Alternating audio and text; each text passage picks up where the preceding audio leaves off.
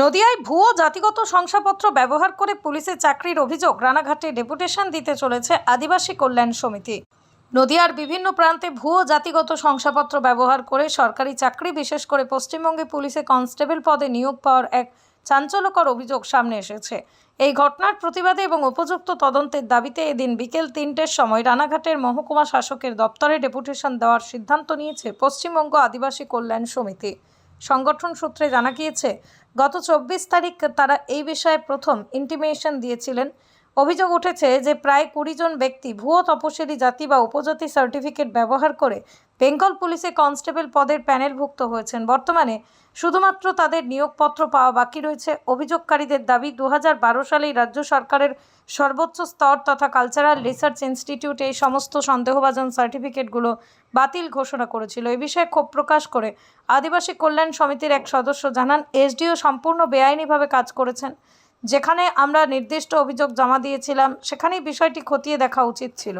আমরা আজ দপ্তরে গিয়ে সশরীরে বুক ফুলিয়ে সমস্ত অকাট্য প্রমাণ মহকুমা শাসকের সামনে তুলে ধরব।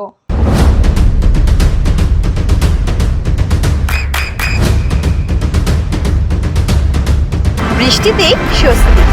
বৃষ্টি অ্যাকোয়া বিশুদ্ধ পানীয় জল। নদিয়ায় ভুয়ো জাতিগত শংসাপত্র ব্যবহার করে পুলিশের চাকরির অভিযোগ রানাঘাটে ডেপুটেশন দিতে চলেছে আদিবাসী কল্যাণ সমিতি। নদিয়ার বিভিন্ন প্রান্তে ভুয়ো জাতিগত শংসাপত্র ব্যবহার করে সরকারি চাকরি বিশেষ করে পশ্চিমবঙ্গে পুলিশে কনস্টেবল পদে নিয়োগ পাওয়ার এক চাঞ্চল্যকর অভিযোগ সামনে এসেছে। এই ঘটনার প্রতিবাদে এবং উপযুক্ত তদন্তের দাবিতে এদিন বিকেল ৩টের সময় রানাঘাটের মহকুমা শাসকের দপ্তরে ডেপুটেশন দেওয়ার সিদ্ধান্ত নিয়েছে পশ্চিমবঙ্গ আদিবাসী কল্যাণ সমিতি। সংগঠন সূত্রে জানা গিয়েছে, গত ২৪ তারিখ তারা এই বিষয়ে প্রথম ইন্টিমেশন দিয়েছিলেন।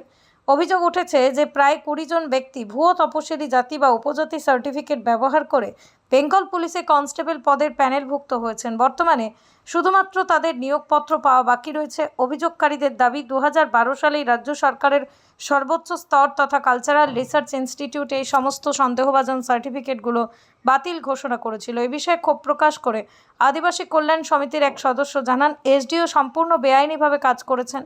যেখানে আমরা নির্দিষ্ট অভিযোগ জমা দিয়েছিলাম সেখানেই বিষয়টি খতিয়ে দেখা উচিত ছিল।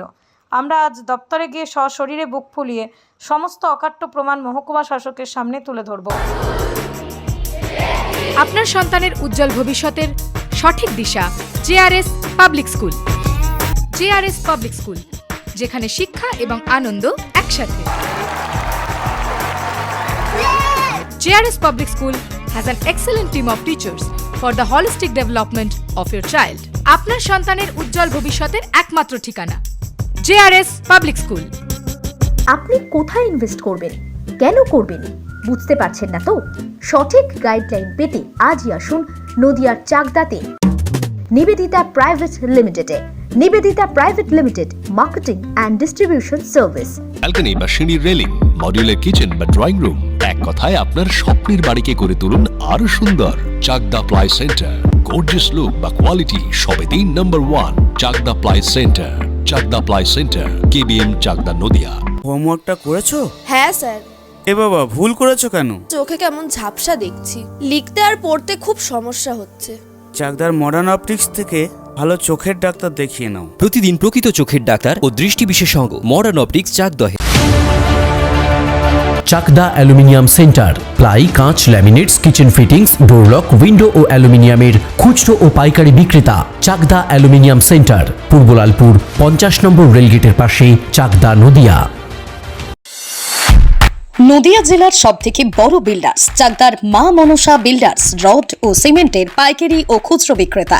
মা Manasa builders, Padmabila, Chakdah Nadia. Room rate মাত্র 1500 টাকা থেকে স্টার, খাওয়া দাওয়া রিজনেবল প্রাইস। নদিয়ার একমাত্র 3 স্টার ক্যাটাগরি হোটেল এনবি সোনার বাংলা হোটেল, কল্যাণী এইমসের ঠিক উল্টো দিকে, কল্যাণী নদিয়া। নদিয়ার একমাত্র অথরাইজড ডিস্ট্রিবিউটর ঘোষ কমিউনিকেশন, থানার মোড়, চাকদা।